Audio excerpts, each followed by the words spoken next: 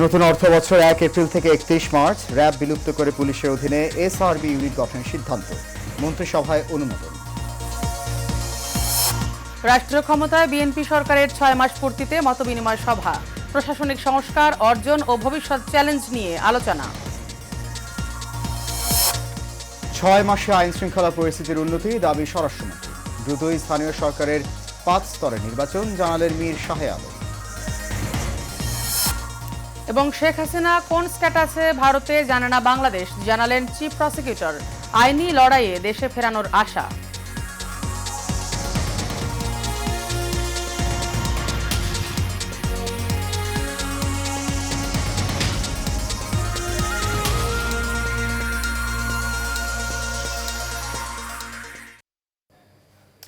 সবাইকে স্বাগত জানাচ্ছি এশিয়ান প্রাইম নিউজে। আপনাদের সাথে আছি আমরা দুজন, আমি সৈয়দ মাহিউজ্জামান মুখর এবং আমি রূপা নূর। এতক্ষণ শুনছিলেন বিআরবি কেবল ইন্ডাস্ট্রিজ লিমিটেড সংবাদ শিরোনাম, এবারে বিস্তারিত। প্রচলিত 1 জুলাই থেকে 30 জুন অর্থ বছরের পরিবর্তে নতুন করে 1 এপ্রিল থেকে 31 মার্চ পর্যন্ত অর্থ বছর নির্ধারণ করেছে মন্ত্রিসভা। আজ মন্ত্রিসভার এক বৈঠকে এই সিদ্ধান্ত গৃহীত হয়।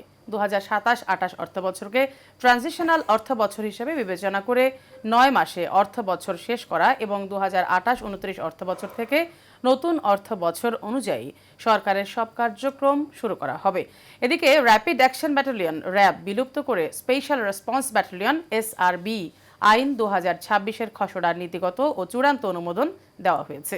মন্ত্রিসভায় লেজিসলেটিভ ও সংসদ বিষয়ক বিভাগের ভেটিং সাপেক্ষে এর অনুমোদন দেওয়া হয়। রাষ্ট্র ক্ষমতায় বিএনপি সরকারের পথ চলার সফল 180 দিন বা 6 মাস পূর্ণ হলো আজ। এ উপলক্ষে প্রধানমন্ত্রী কার্যালয়ের শাপলা হলে আয়োজন করা হয় এক বিশেষ মত বিনিময় সভার। এতে সরকারের শীর্ষ উপদেষ্টাবৃন্দ এবং নীতি নির্ধারকেরা প্রথম 6 মাসের প্রশাসনিক সংস্কার, অর্জন ও ভবিষ্যৎ চ্যালেঞ্জের খতিয়ান তুলে ধরেন। শাপলা হলের এই আয়োজনের বিস্তারিত জানাচ্ছেন বাতেন বিপ্লব।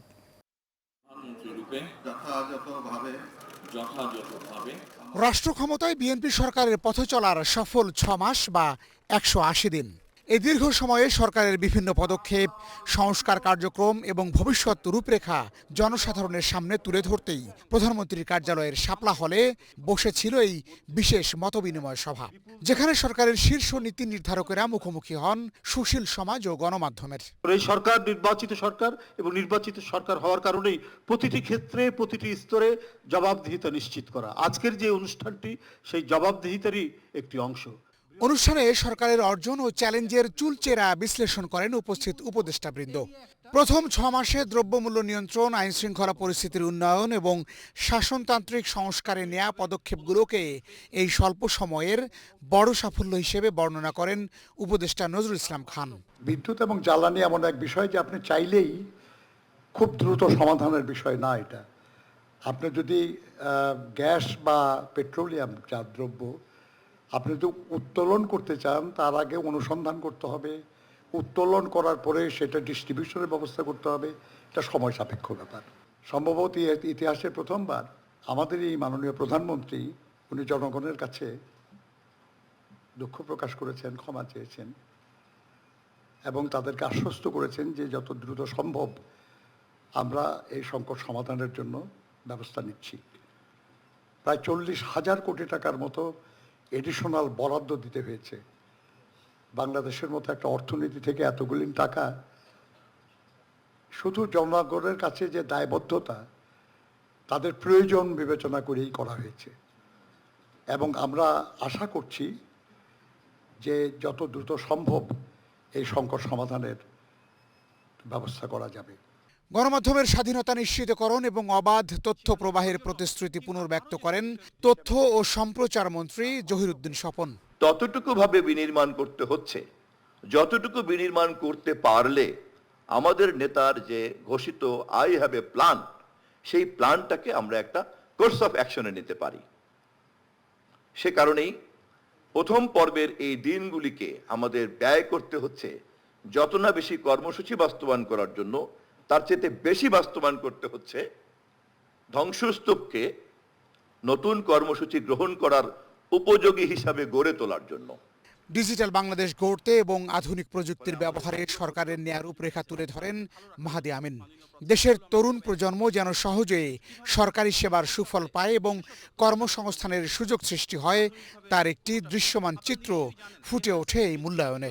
সরকারের এই 6 মাসে সবচাইতে যেটা ডিফারেন্ট একটা বিষয় চোখে পড়ার মতন, সেটা হচ্ছে নির্বাচনী ইশতেহারকে ধারণ করে সেখানকার প্রতিটি প্রতিশ্রুতি বাস্তবায়নের জন্য অবিরত কাজ করে চলেছে। 16 বছরের ফ্যাসিবাদ পরবর্তী ধ্বংসস্তূপের মাঝে যে বাংলাদেশকে আমরা নতুনভাবে গড়ে তুলছি, সেখানে হয়তো 6 মাসে সকল সমস্যার শতভাগ সফলতা বা শতভাগ সমাধান করা একটু দুরূহ। তবে একটা বিষয় বলার অপেক্ষা রাখে না, প্রতিটি ক্ষেত্রে মাননীয় প্রধানমন্ত্রীর নেতৃত্বে নির্বাচিত, জবাবদিহিমূলক এবং স্বচ্ছ রাষ্ট্র ব্যবস্থায় এই সরকারের রয়েছে সর্বোচ্চ দায়বদ্ধতা, রয়েছে সর্বোচ্চ দায়িত্বশীলতা। বিশ্লেষকরা বলছেন 180 দিনের এই খতিয়ান বিএনপি সরকারের জন্য একটি বড় পরীক্ষা ছিল। তবে জনগণের আকাশচুম্বী প্রত্যাশা পূরণ এবং আগামীর চ্যালেঞ্জ মোকাবিলায় সরকারকে আরও বেশি কর্মতৎপর হতে হবে, এমনটাই মনে করছেন রাজনৈতিক ও অর্থনৈতিক বিশেষজ্ঞরা। জনগণের আকাঙ্ক্ষা এবং অভিপ্রায়ের উপর ভিত্তি করে সবার আগে বাংলাদেশ নীতিকে ধারণ করে সামনের দিকে এগিয়ে যাবে এই বাংলাদেশ। বাতেন বিপ্লব, এশিয়ান টেলিভিশন, ঢাকা। গুম, খুন, অরাজকতা ও মেগা দুর্নীতির এক ভগ্নস্তূপের ওপর দাঁড়িয়ে বাংলাদেশ জাতীয়তাবাদী দলের নেতৃত্বাধীন বর্তমান সরকার দেশ পুনর্গঠনের কাজ করছে বলে মন্তব্য করেছেন দলের স্থায়ী কমিটির সদস্য রুহুল কবির রিজভী আহমেদ। তিনি বলেন, অবাধ ও অন্তর্ভুক্তিমূলক নির্বাচনের মাধ্যমে ক্ষমতায় আসার পর থেকেই প্রধানমন্ত্রী তারেক রহমান তার নির্বাচনী প্রতিশ্রুতি বাস্তবায়নে দিনরাত কাজ করে যাচ্ছেন। দুপুরে তেজগাঁওয়ে প্রধানমন্ত্রীর কার্যালয়ে বর্তমান সরকারের দায়িত্ব গ্রহণের 6 মাস পূর্তি উপলক্ষে আয়োজিত এক সংবাদ সম্মেলনে তিনি এসব কথা বলেন।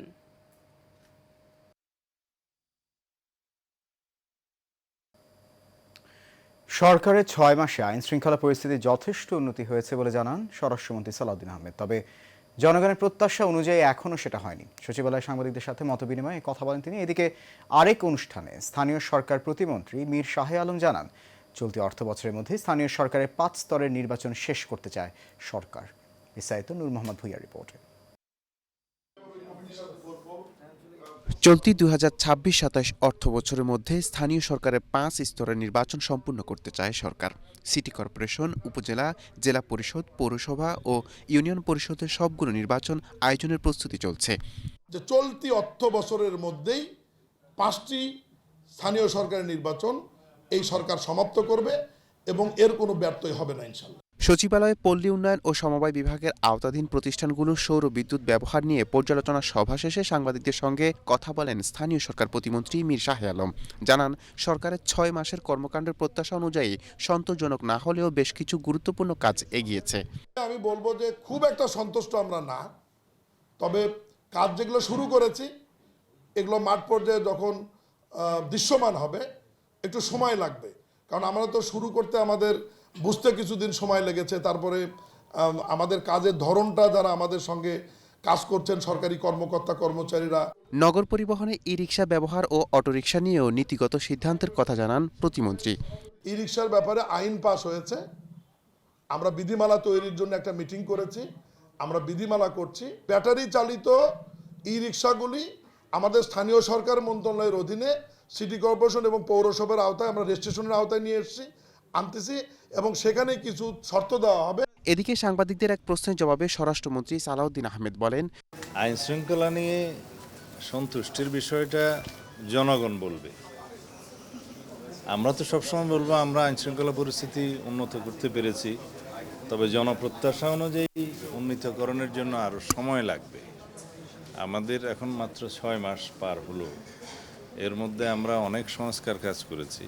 এছাড়া জাতিসংঘের দেওয়া আল কায়েদার সম্পর্কে রিপোর্ট আমলে নিচ্ছে না সরকার বলেও জানান স্বরাষ্ট্রমন্ত্রী। আমরা এগুলো আমলে নিচ্ছি না, রিপোর্টও এখনো পড়িনি, তাছাড়া আমি যতটুকু শুনেছি পত্রিকান্তরে। Nur Mohammad Bhuiyan, Asian television, Dhaka. BNP সরকারের আস্থা ও চ্যালেঞ্জের 180 দিন কেমন কাটলো? বিশেষ করে শিক্ষা খাতে সরকারের নেওয়া উদ্যোগ ও পরিবর্তন কতটা দৃশ্যমান হয়েছে?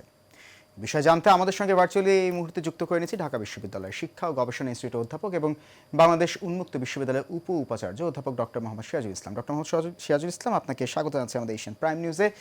আপনার কাছে যে বিষয়টা আমি জানতে চাইছি সেটা হচ্ছে যে 180 দিন তো কাটালো সরকার, বিশেষ করে শিক্ষায় এখন আপনি কি ধরনের পরিবর্তন দেখতে পাচ্ছেন?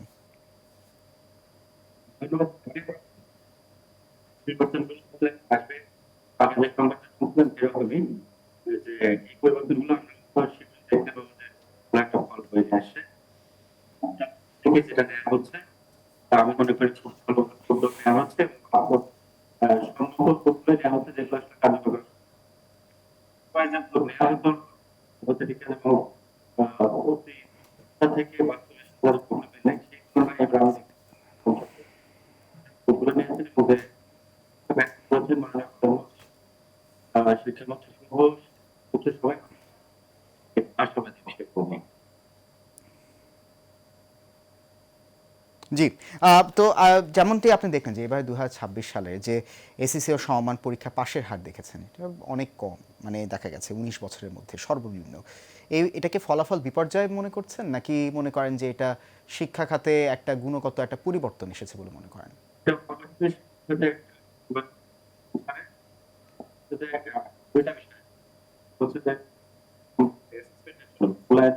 সঠিক পদ্ধতি, সঠিক প্রশ্নপত্র, সঠিক প্রয়োগের ক্ষেত্রে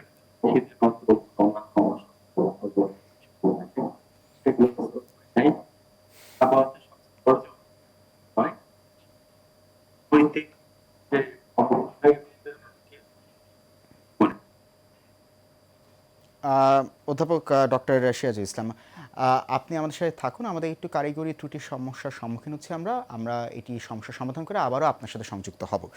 এই মুহূর্তে চলে যাচ্ছি পরবর্তী প্রসঙ্গে। ভারতে অবস্থানরত শেখ হাসিনা ঠিক কোন স্ট্যাটাসে আছেন সে বিষয়ে এখনও নিশ্চিত নয় বাংলাদেশ। তবে তাকে দেশে ফিরিয়ে আনতে প্রয়োজনীয় আইনি প্রক্রিয়া এগিয়ে নেওয়া হচ্ছে বলে জানিয়েছেন আন্তর্জাতিক অপরাধ ট্রাইব্যুনালের chief prosecutor Mohammad Aminul Islam. Supreme court প্রাঙ্গণে সাংবাদিকদের প্রশ্নের জবাবে তিনি বলেন, শেখ হাসিনা ভারতে কী মর্যাদা বা কোন প্রক্রিয়ায় অবস্থান করছেন সে বিষয়ে বাংলাদেশের কাছে সুনির্দিষ্ট তথ্য নেই। ভারতীয় আদালতের অনুমতির বিষয়টি কোন অর্থে বলা হয়েছে সেটিও এখনও পরিষ্কার নয় বলে জানান তিনি। শেখ হাসিনাকে দেশে ফিরিয়ে আনতে আইনি লড়াইয়ের মাধ্যমে উদ্যোগ নেওয়া হচ্ছে বলে জানান চিফ প্রসিকিউটর। এই প্রক্রিয়ার সঙ্গে স্বরাষ্ট্রমন্ত্রী সালাউদ্দিন আহমেদের একটি ঘটনার কোনো সম্পর্ক নেই বলেও তিনি উল্লেখ করেন। এদিকে জুলাই গণঅভ্যুত্থানে মানবতা বিরোধী অপরাধ ও হতাহতের ঘটনায় ওবায়দুল কাদের সহ 7 আসামির বিরুদ্ধে পর্যাপ্ত সাক্ষ্য প্রমাণ ট্রাইব্যুনালে দাখিল করা হয়েছে বলে জানিয়েছেন চিফ প্রসিকিউটর। ডিসমিস করার জন্য আমরা আবেদন করেছি। আজকে মাননীয় বিচারপতি মহোদয়গণ তারা আমাদের অ্যাপ্লিকেশন নিয়েছেন এবং কোনো স্থগিতাদেশ বৃদ্ধির আদেশ না দিয়ে এই আপিলটি রক্ষণীয় কিনা, এই আপিলটি মেনটেনেবল কিনা এই বিষয়ে শুনানির জন্য আগামী 31 আগস্ট 2026 তারিখে শুনানির দিন ধার্য করেছেন। জুলাই গণ অভ্যুত্থান ঘিরে সংঘটিত হত্যাকাণ্ড ও মানবতা বিরোধী অপরাধের অভিযোগে আন্তর্জাতিক অপরাধ ট্রাইব্যুনালে চলছে একাধিক মামলার বিচার। আন্দোলন দমনে নেতৃত্ব দেওয়ার অভিযোগে শেখ হাসিনা সহ আওয়ামী লীগের শীর্ষ নেতাদের বিরুদ্ধে চলছে বিচারিক কার্যক্রম। এরই মধ্যে ওবায়দুল কাদের সহ যুবলীগ ও ছাত্রলীগের 7 শীর্ষ নেতার বিরুদ্ধে মামলার বিচার কার্যক্রম শেষ করেছে ট্রাইব্যুনাল। বিস্তারিত জানাচ্ছেন শেখ সোহাগ। এবার জুলাই গণঅভ্যুত্থানে সংগঠিত মানবতা বিরোধী অপরাধের মামলায় কার্যক্রম নিষিদ্ধ আওয়ামী লীগের সাধারণ সম্পাদক ওবায়দুল কাদের সহ যুবলীগ ছাত্রলীগের 7 শীর্ষ নেতার বিরুদ্ধে বিচার কার্যক্রম শেষ করেছে ট্রাইব্যুনাল। গত 2রা আগস্ট এই মামলার সাক্ষ্য গ্রহণ পর্ব শেষ হয়। তদন্ত কর্মকর্তা সহ রাষ্ট্রপক্ষে সাক্ষ্য দিয়েছেন মোট 28 জন। 4ই আগস্ট এই মামলার প্রসিকিউশনের যুক্তিতর্ক শুরু হয়। প্রসিকিউশন জানিয়েছে অভিযুক্ত প্রত্যেকের অপরাধ নৃশংস এবং মারাত্মক, যা সর্বোচ্চ শাস্তিযোগ্য। মানে হত্যাও ঠিক যেমন অপরাধ, যেমন শাস্তি, এই হত্যায় সহায়তা করা, নির্দেশ দেওয়া, ইনস্টিগেট করা, কমপ্লিসিট করা বা ষড়যন্ত্র করা, এগুলো প্রত্যেকটাই ডিস্টিংক্ট এক একটা করে অফেন্স এবং প্রত্যেকের অপরাধেরই শাস্তি সমান। এদিকে রাষ্ট্রে নিযুক্ত আসামি পক্ষের আইনজীবীরা অভিযুক্তদের নির্দোষ দাবি করে খালাস প্রত্যাশা করছেন।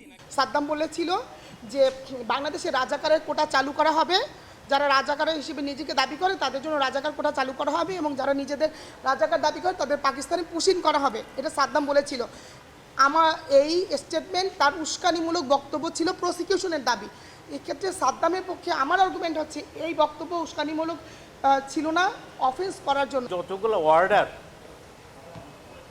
আদেশ, নির্দেশ উচ্চারিত হয়েছে শুধুমাত্র প্রধান একজনের মুখ থেকে, সেটা হলো শেখ হাসিনা। তাকে কিন্তু এই মামলায় আসামি করা হয়নি। ওকে, আমি আশা করতেছি খালাস পাওয়ার যোগ্য। এদিকে জুলাই গণ অভ্যুত্থানের সময় বিভিন্ন গণমাধ্যমে আন্দোলন বিরোধী বক্তব্য ও প্রচারণার মাধ্যমে উস্কানি দেওয়ার অভিযোগে 3 সাংবাদিক শ্যামল দত্ত, মোজাম্মেল হক বাবু, ফারজানা রূপাকে আসামি করা হয়েছে। তাদের আগামী 24শে আগস্ট আন্তর্জাতিক অপরাধ ট্রাইব্যুনাল 2 এ হাজির করতে কর্তৃপক্ষকে নির্দেশ দিয়েছে ট্রাইব্যুনাল। তৎকালীন প্রধানমন্ত্রী শেখ হাসিনার গণভবনের একটা সংবাদ সম্মেলনে কয়েকজন সাংবাদিক তাকে প্রশ্ন করার নামে কিছু উস্কানিমূলক বক্তব্য দিয়েছিলেন, যে বক্তব্যের প্রেক্ষিতে শেখ হাসিনা আন্দোলনকারীদেরকে রাজাকারের বাচ্চা বলেছিলেন, রাজাকারের নাতিপুতি বলেছিলেন। এই ঘটনার প্রেক্ষিতে আজকে 3 জন ব্যক্তির বিরুদ্ধে প্রোডাকশন ওয়ারেন্ট চাওয়া হয়েছে, যারা বিভিন্ন মামলায় গ্রেফতার আছে। তাদেরকে ট্রাইব্যুনাল আদেশ দিয়েছেন যে ট্রাইব্যুনাল উপস্থাপন করা। শেখ সোহাগ, এশিয়ান টেলিভিশন, ঢাকা। প্রধানমন্ত্রী তারেক রহমানকে সৌদি আরব সফরের আমন্ত্রণ জানিয়েছেন দেশটির ক্রাউন প্রিন্স ও প্রধানমন্ত্রী মোহাম্মদ বিন সালমান বিন আব্দুল আজিজ আল সৌদ। সচিবালয়ে প্রধানমন্ত্রীর সঙ্গে সৌজন্য সাক্ষাৎকালে সৌদি আরবের ক্রাউন প্রিন্সের আমন্ত্রণপত্র হস্তান্তর করেন বাংলাদেশে নিযুক্ত সৌদি রাষ্ট্রদূত ডক্টর আবদুল্লাহ জাফের এইচ বিন আবিয়াহ। সৌদি আরবের ক্রাউন প্রিন্সের পক্ষ থেকে রাষ্ট্রদূত এই আমন্ত্রণপত্র প্রধানমন্ত্রীর কাছে পৌঁছে দেন। সফরের তারিখ ও অন্যান্য আনুষ্ঠানিকতা পরবর্তী সময় নির্ধারণ করা হবে বলে জানা গেছে। বিষয়টি নিশ্চিত করেছেন প্রধানমন্ত্রীর ডেপুটি প্রেস সচিব শাহাদাত হোসেন স্বাধীন। গত 24 ঘন্টায় দেশে হামের উপসর্গ নিয়ে আরও 7 শিশুর মৃত্যু হয়েছে। এই সময়ে নতুন করে হামে আক্রান্ত হয়েছেন আরও 1031 জন। স্বাস্থ্য অধিদপ্তরের হাম বিষয়ক নিয়মিত প্রতিবেদনে এ তথ্য জানানো হয়েছে। প্রতিবেদনে বলা হয়, গত একদিনে হামের উপসর্গ নিয়ে শুধু ঢাকা বিভাগেই 5 শিশুর মৃত্যু হয়েছে। পাশাপাশি এই সময়ে ময়মনসিংহ ও বরিশাল বিভাগে হামের উপসর্গে 1 জন করে মোট 2 শিশুর প্রাণহানি হয়েছে। গত 15 মার্চ থেকে আজ পর্যন্ত সারা দেশে হাম ও উপসর্গে মোট 915 জনের মৃত্যু হয়েছে।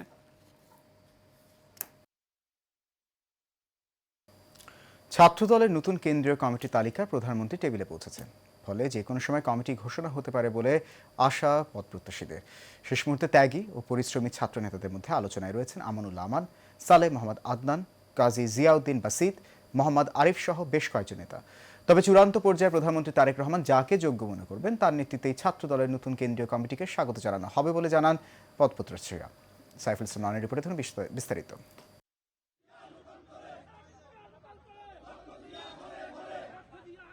আসন্ন ছাত্রদলের কেন্দ্রীয় কমিটির শেষ সময় এসে সভাপতির পদে বেশ কয়েকজন ছাত্রনেতার নাম আলোচনার তুঙ্গে। নেতৃত্ব বাছাই আন্দোলনের ভূমিকা, সাংগঠনিক দক্ষতা, রাজনৈতিক গ্রহণযোগ্যতা এবং পরিচ্ছন্ন ভাবমূর্তিকে সবচেয়ে বেশি গুরুত্ব দেওয়া হচ্ছে। সেই প্রতিযোগিতায় এগিয়ে থাকা আমানুল্লাহ আমান, জিয়াউদ্দিন বাসেত, আদনান ইয়াহিয়া, সোহেল, আরিফ, জাফর ও জিছানের নাম সবার মুখে মুখে। আন্দোলন সংগ্রামে রাজপথে জীবন বাজি রাখা ছাত্রনেতাদের মধ্যে অন্যতম ছাত্রনেতা সালেহ মোহাম্মদ আদনান। বিগত ফ্যাসিবাদের রক্তচক্ষুকে উপেক্ষা করে সাধারণ শিক্ষার্থীদের সুসংগঠিত করতে গুরুত্বপূর্ণ ভূমিকা রেখেছেন। আলোচনায় রয়েছেন লড়াই সংগ্রাম আন্দোলনের নেতৃত্ব দেয়া মোহাম্মদ আরিফ, তহিদুর রহমান আউয়াল। দলের সিদ্ধান্তকেই স্বাগত জানাতে প্রস্তুত তারা। দীর্ঘ 17 বছর আমরা বিভিন্ন নির্যাতনের শিকার হয়েছি। জনাব তারেক রহমানের নির্দেশে আমরা গণতান্ত্রিক উপায়ে যেভাবে 17 বছর রাজনীতি করেছি, আমি যদি কমিটি প্রত্যাশীর জন্য আমি যদি কমিটি পাই, সুস্থ গণতান্ত্রিক পরিবেশ যেভাবে ফিরে আসা ভবিষ্যতে তৈরি করা যায়, তারেক রহমানের নির্দেশ মেনেই আমরা সেভাবে কাজ করবো ছাত্রদলকে নিয়ে। আমাদের মধ্যে সুস্থ প্রতিযোগিতা আছে, কোনো প্রতিহিংসা নাই। আমাদের মধ্যে যেই নেতা নির্বাচিত হোক, সেটা আমি হই বা অন্য কেউ হোক, আমরা সবাই মিলে তাকে সহযোগিতা করব। আমরা আজকে যারা পদপ্রত্যাশী, আমরা প্রত্যেকেই যোগ্য, হয়তো 19 বা 20 হতে পারে। রাজপথে আমাদের ত্যাগ, শ্রমঘাম, সংগ্রাম, মামলা হামলা, এ ধরনের অসংখ্য আমাদের রাজপথে আমরা পরীক্ষার মাধ্যমে কিন্তু উত্তীর্ণ হয়েছি।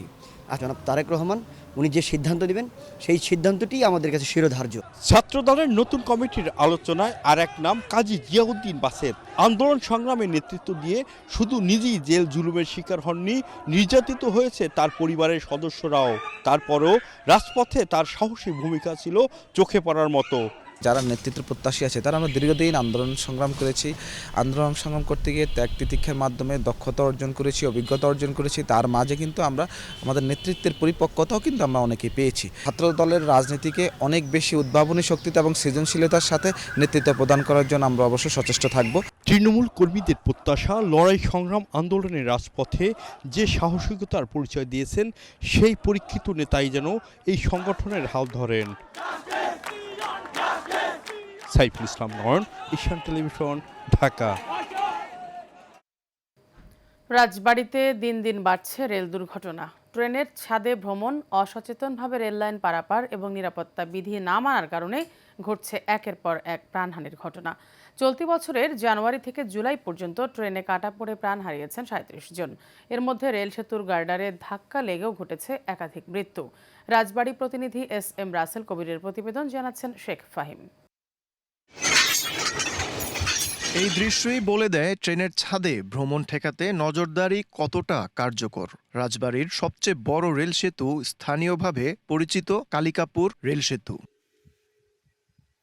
এই সেতুর নিচু স্টিলের গার্ডার যেন ছাদে ভ্রমণকারীদের জন্য এক নীরব মৃত্যু ফাঁদ। ট্রেনের ছাদে বসে কিংবা দাঁড়িয়ে থাকা যাত্রীরা সেতুর কাছে পৌঁছালেই মুহূর্তের মধ্যে ঘটে ভয়াবহ দুর্ঘটনা। বহু লোক মরছে, কুচতে কিয়েলে খায়। আগে এমন কোনো দিন নাই যে লোক মরছে। মানুষের লেগেন ধরেন লেগেন ওই আড়াতে বাঁধে লেগেন 7 থেকে 1 ফিট উচ্চতা। এই জন্যই বাইরে মানুষ যারা বসে থাকে এলাকার, যারা বাইরে থেকে আসে তারাই বাইরে মারা যায়। মাথা থাকে না, মাথা খুলে উড়িয়ে যায় এই ধরনের। স্থানীয়দের দাবি, প্রাণহানি কমাতে ঝুঁকিপূর্ণ রেল সেতুর গার্ডারের নিরাপত্তা ব্যবস্থা উন্নত করা এবং অরক্ষিত রেল ক্রসিংয়ে ব্যারিয়ার ও গেটম্যান নিয়োগ প্রয়োজন। এই বাগপাড়া মোড় দিয়ে 2 থেকে 3টা ইউনিয়নে যাওয়া আসা করতে হয়। এখানে স্কুল ছাত্রগামী এবং বিভিন্ন ধরনের ছাত্রছাত্রী আসা যাওয়া করে। এইখানে গেটম্যান দিয়ে সংরক্ষণ করতে হবে যেন কোনো দুর্ঘটনা না ঘটে। রেলওয়ে পুলিশের তথ্যমতে গত 7 মাসে রাজবাড়ীতে ট্রেনে কাটা পড়ে মারা গেছেন অন্তত 37 জন। রেলওয়ে কর্তৃপক্ষ বলছে, ট্রেনের ছাদে ভ্রমণ ও ঝুঁকিপূর্ণভাবে রেল লাইন পারাপার থেকে বিরত থাকার আহ্বান জানানো হলেও অনেকেই তা মানছেন না। যাতে ছাদে ভ্রমণ না করতে পারে এবং পাংশা থেকে যাতে ছাদে ভ্রমণ না করতে পারে সে বিষয়ে স্টেশন কর্তৃপক্ষ ব্যবস্থা নেয়। এরপরেও বিচ্ছিন্নভাবে যদি কেউ উঠে পড়ে, আসলে সেটা ঠেকানো খুব মুশকিল। রেলপথ নিরাপদ রাখতে শুধু কর্তৃপক্ষের উদ্যোগই যথেষ্ট নয়, প্রয়োজন যাত্রী ও সাধারণ মানুষের সচেতনতা বাড়লেই কমতে পারে রেল সেতুর গার্ডার, অরক্ষিত ক্রসিং ও রেল লাইনে ঘটতে থাকা মর্মান্তিক দুর্ঘটনা। Sheikh Fahim, Asian television.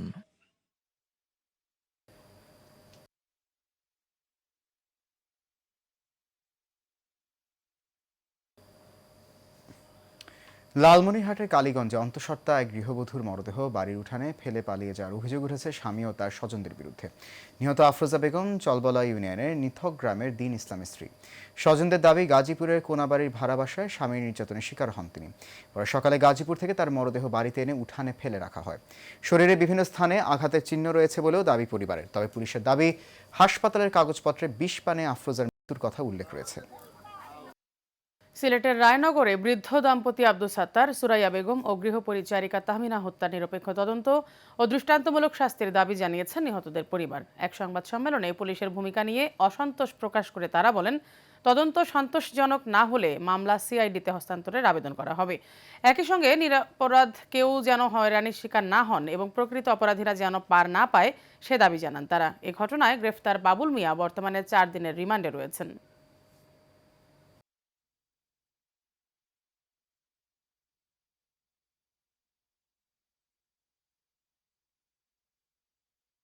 যারা এই নির্মম হত্যাকাণ্ডের সঙ্গে জড়িত, তদন্তের মাধ্যমে তাদের প্রত্যেককে শনাক্ত করে দ্রুত গ্রেফতার করা হোক। কোনো নিরপরাধ মানুষ যেন হয়রানির শিকার না হন এবং কোনো অপরাধী যেন প্রভাবশালী বা অন্য কোনো কারণে আইনের আওতা থেকে বেরিয়ে যেতে না পারেন। আমরা চাই রাজবাড়ীতে মেয়াদোত্তীর্ণ ও অননুমোদিত খাদ্যপণ্য, প্রসাধনী ও শিশুদের সামগ্রী বিক্রি ও সংরক্ষণের দায়ে আয়ুব হিলটপ সুপার মার্কেটকে 2 লাখ টাকা জরিমানা করা হয়েছে। একই সঙ্গে প্রতিষ্ঠানটির ফ্লোর ম্যানেজার বলিউর রহমানকে 4 মাসের বিনাশ্রম কারাদণ্ড দিয়েছেন ভ্রাম্যমাণ আদালত। এক ক্রেতার অভিযোগের ভিত্তিতে সদর উপজেলা সহকারী কমিশনার পায়রা চৌধুরীর নেতৃত্বে মার্কেটটিতে অভিযান চালানো হয়। এ সময় প্রায় 15 লাখ টাকা মূল্যে মেয়াদোত্তীর্ণ ও অননুমোদিত খাদ্যপণ্য, প্রসাধনী, কোমল পানীয় ও শিশুদের ব্যবহারের সামগ্রী জব্দ করা হয়। পরে এসব পণ্য ধ্বংস করা হয়। নারায়ণগঞ্জে বিশ্ববিদ্যালয় শিক্ষার্থী ওয়াজেদ আলম সীমান্ত হত্যা মামলায় 3 ছিনতাইকারীকে মৃত্যুদণ্ড দিয়েছেন জেলা ও দায়রা জজ আদালত। দুপুরে আসামিদের উপস্থিতিতে বিচারক আবু শামীম আজাদ এর রায় দেন। মৃত্যুদণ্ডপ্রাপ্তরা হলেন অনিক, আকাশ খান ও চান্দি বাবু। 2024 সালের 12 ডিসেম্বর ভোরে দেওভোগ এলাকায় ছিনতাইয়ে বাধা দিলে সীমান্তকে ছুরিকাঘাত করে তার ব্যাগ ও মোবাইল নিয়ে যায় তারা। গুরুতর আহত অবস্থায় হাসপাতালে নেওয়ার পর 14 ডিসেম্বর তার মৃত্যু হয়। নোয়াখালী কোম্পানিগঞ্জে নিখোঁজের একদিন পর বাড়ির সামনের একটি পুকুর থেকে মাহমুদুন নবী ওরফে সম্রাট নামে এক কলেজ শিক্ষকের মরদেহ উদ্ধার করা হয়েছে। সকালে উপজেলার রামপুর ইউনিয়নের 4 নম্বর ওয়ার্ডের মাওলানা আলী আহমেদের বাড়ির সামনের মসজিদের পুকুর থেকে স্থানীয়রা মরদেহটি উদ্ধার করেন। স্থানীয়রা জানান, রোববার থেকে সম্রাট নিখোঁজ ছিলেন। পরিবারের সদস্যরা বিভিন্ন স্থানে খোঁজাখুঁজি করেও তার সন্ধান পাননি। পরে সকালে বাড়ির সামনের মসজিদের পুকুরে তার মরদেহ ভাসতে দেখে স্থানীয়রা।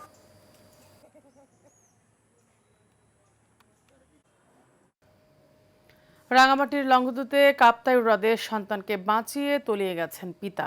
আকস্মিক ঝড়ের কবলে পড়ে নৌকা ডুবে যাওয়ার সময় নিজের 4 বছরের শিশুপুত্রকে বাঁচাতে সক্ষম হলেও শেষ পর্যন্ত পানিতে তলিয়ে যান তিনি। পরে একটি ট্রলারের সহায়তায় তাঁর শিশুপুত্রকে জীবিত উদ্ধার করা হয়। রোববার উপজেলার গুলশাখালী ইউনিয়নের সোনারগাঁও এলাকার 10 নম্বর বিলে এ দুর্ঘটনা ঘটে। স্থানীয়রা জানান, সালাম মাইনি বাজার থেকে 4 বছরের ছেলেকে সঙ্গে নিয়ে নৌকা যোগে বাড়ি ফিরছিলেন। পথিমধ্যে হঠাৎ ঝড় শুরু হলে বিলের পানিতে তীব্র ঢেউ ওঠে। এক পর্যায়ে ঝড়ের কবলে পড়ে তাদের নৌকাটি ডুবে যায়। নৌকা ডুবে যাওয়ার পর সন্তানকে আঁকড়ে ধরে পানিতে ভেসে থাকার চেষ্টা করেন সালাম। এ সময় দূর থেকে একটি ট্রলার এগিয়ে এসে তার হাত থেকে শিশুটিকে উদ্ধার করে। তবে প্রচণ্ড ঢেউ ও ঝড়ের কারণে সালামকে উদ্ধারের আগেই তিনি পানিতে তলিয়ে যান। দর্শক, যেমনটা আমরা সংবাদের শুরুর অংশে আমরা আলোচনা করছিলাম আমাদের একজন অতিথির সাথে, তিনি হচ্ছেন ঢাকা বিশ্ববিদ্যালয় শিক্ষা ও গবেষণা ইনস্টিটিউটের অধ্যাপক এবং বাংলাদেশ উন্মুক্ত বিশ্ববিদ্যালয়ের উপাচার্য অধ্যাপক ডক্টর মোহাম্মদ সিরাজুল ইসলামের সাথে। আমরা আবারও ওনার সাথে সংযুক্ত হতে পেরেছি। ডক্টর সিরাজুল ইসলাম, আপনি আমাকে নিশ্চয়ই শুনতে পাচ্ছেন? যেমনটি জি, আমি আপনাকে যে বিষয়টি প্রশ্ন করতে চাইছি সেটা হচ্ছে যে, যেহেতু 180 দিন সরকার পার করলো, অর্থাৎ 6 মাস, তো আপনার সেক্টর অর্থাৎ শিক্ষা খাতে কি ধরনের গুণগত পরিবর্তন দেখছেন বলে আপনি মনে করেন, বা কি ধরনের উন্নতি হয়েছে, বা কোনো ধরনের পরিবর্তন চোখে পড়েছে কিনা আপনার? হ্যাঁ, অবশ্যই 180 দিন আসলে খুব বেশি সময় নয়, কিন্তু এই সময়ের মধ্যে উদ্যোগ যেগুলো নেওয়া হচ্ছে এবং আমরা দেখতে পাচ্ছি, আমি পুরো প্রক্রিয়াটা আমরা সামনে দেখতে পাচ্ছি এবং কখনো কখনো এই প্রক্রিয়ার সাথে আমার সহকর্মী সহ আমরা সংযুক্ত হচ্ছি এবং দিনরাত পরিশ্রম করে চলেছেন আমাদের কতগুলো টিম। সেখানে একদম প্রাথমিক থেকে শুরু করে উচ্চ শিক্ষা পর্যন্ত সব ক্ষেত্রেই একটা পজিটিভ পরিবর্তনের জন্য প্রচেষ্টা গ্রহণ করা হচ্ছে এবং সেটা সুফল খুব শীঘ্রই আমরা পাবো। এবং বিশেষত আমি একটু আগে যেটা বলছিলাম যে নৈতিকতার মানদণ্ডে আসলে সহজ হিসাবে আমরা সাধারণ নাগরিক হিসাবে বুঝতে পারি, নকল করে পাস অথবা পরীক্ষায় যাই লিখুক না কেন আমি বেশি বেশি গ্রেড দিয়ে দিয়ে পাশের হার বেশি দেখালাম, সাক্ষরতার হার বেশি দেখালাম।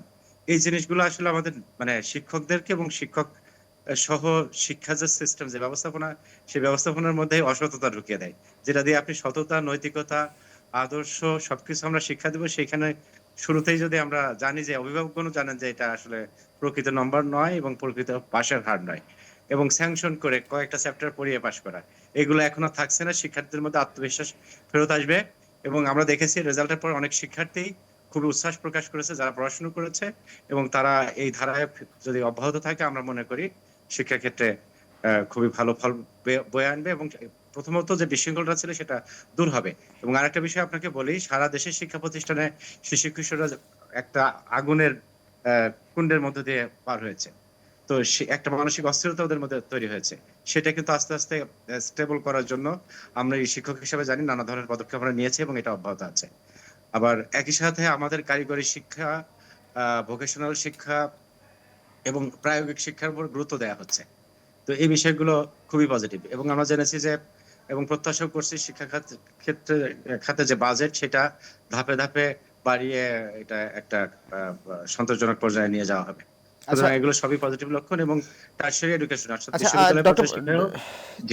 ডক্টর মোহাম্মদ সিরাজুল ইসলাম, আমি আপনার কাছে আরেকটি বিষয় জানতে চাই। সেটা হচ্ছে যে আমাদের যে আরেকটি শিক্ষা ধরন আছে সেটা হচ্ছে মাদ্রাসা শিক্ষা ব্যবস্থার। সেখানে কিন্তু ফলাফল বিপর্যয় হয়েছে, খুব মানে সর্বনিম্ন পর্যায়ে গেছে এই 2026 সালে এসএসসি পরীক্ষা বা সমমানের পরীক্ষায়। এটাকে কিভাবে বিবেচনা করবেন?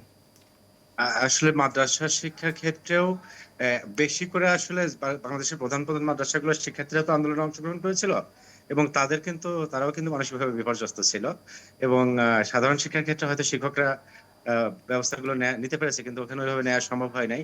আর একটা কোনো প্রান্তিক মাদ্রাসা আসলে ওইভাবে আগে খুব বেশি মনিটরিং করা হতো না বলে আমার কাছে মনে হতো। তো এবার মনিটরিং মনে হয় শক্তিশালী করা হয়েছে। তবে মাদ্রাসা শিক্ষার্থীরাও আমরা মনে করি সামনের দিনে ভালো করবে এবং তারা জানে যে পড়ালেখাটা খুব ভালো করে করলে সেটা ভালো ফল বয়ে আনবে। এবং মাদ্রাসা শিক্ষার ক্ষেত্রেও কিন্তু খুব গুরুত্ব দিয়ে দেয়া হচ্ছে সরকারের পক্ষ থেকে। আপনি দেখবেন খোঁজ নিয়ে যে আমাদের আনন্দের সাথে শিক্ষা, ক্রীড়ার জন্য আলাদা সাবজেক্ট খোলা, এগুলো কিন্তু করা হচ্ছে। সামাজিক হারমোনি, যাতে শিক্ষার্থীরা অন্যদের সাথে সুন্দরভাবে বসবাস করতে পারে, সেই শিক্ষাটা, নৈতিক শিক্ষা, এগুলো খুবই এমফাসিস দেওয়া হচ্ছে। এবং কওমি মাদ্রাসার শিক্ষকদের সাথে আমরা কথা বলেছি এবং তারাও আপনারা খোঁজ নেবেন, দেখবেন যে সেখানেও মানে যে সাবজেক্টগুলো পড়লে তাদের দক্ষতা বৃদ্ধি পাবে সেই সমস্ত সাবজেক্ট ইন্ট্রোডিউস করা হচ্ছে। আগে তো শুধু সমমান বলা হয়েছিল, কিন্তু অনেক ক্ষেত্রেই বাস্তবে সমমানের কাজ করতে গেলে তারা হয়তো বা অতটা সক্ষমতা দেখাতে পারতো না বা আত্মবিশ্বাস কম থাকতো। এখন তাদেরকে প্রযুক্তির সাবজেক্ট এবং সাধারণ বাংলা, ইংরেজি, বিজ্ঞান, এগুলোর সাবজেক্টগুলো দিয়েও এটা করা হচ্ছে, সংযুক্ত করা হয়েছে। এবং এই বিষয়ে বাংলাদেশ উন্মুক্ত বিশ্ববিদ্যালয়ের সাথে এক ধরনের চলছে আর কি, কথাবার্তা চলছে সেখান থেকে ব্যবস্থাগুলো। আমিও সেই প্রক্রিয়ার সাথে আছি। আশা করছি সব মিলিয়ে এটা একটা ভালো কিছু হবে আমাদের দেশের জন্য। জি, অসংখ্য ধন্যবাদ ডক্টর সিরাজুল ইসলাম, আপনাকে আমাদের সাথে যুক্ত হওয়ার জন্য। দর্শক এতক্ষণ আমাদের সাথে যুক্ত ছিলেন।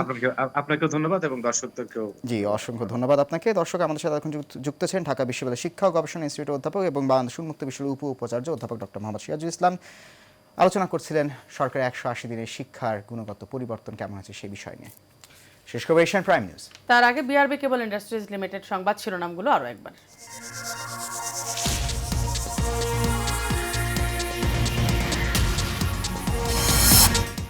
নতুন অর্থ বছরে 1 এপ্রিল থেকে 31 মার্চ র্যাব বিলুপ্ত করে পুলিশের অধীনে এসআরবি ইউনিট গঠনের সিদ্ধান্ত মন্ত্রিসভায় অনুমোদন। রাষ্ট্র ক্ষমতায় বিএনপি সরকারের 6 মাস পূর্তিতে মতবিনিময় সভা, প্রশাসনিক সংস্কার, অর্জন ও ভবিষ্যৎ চ্যালেঞ্জ নিয়ে আলোচনা। 6 মাসে আইন শৃঙ্খলা পরিস্থিতির উন্নতি দাবি স্বরাষ্ট্রমন্ত্রী। দ্রুত স্থানীয় সরকার 5 স্তরের নির্বাচন, জানালেন মীর শাহে আলম। শেখ হাসিনা কোন স্ট্যাটাসে ভারতে জানে না বাংলাদেশ, জানালেন চিফ প্রসিকিউটর। আইনি লড়াইয়ে দেশে ফেরানোর আশা।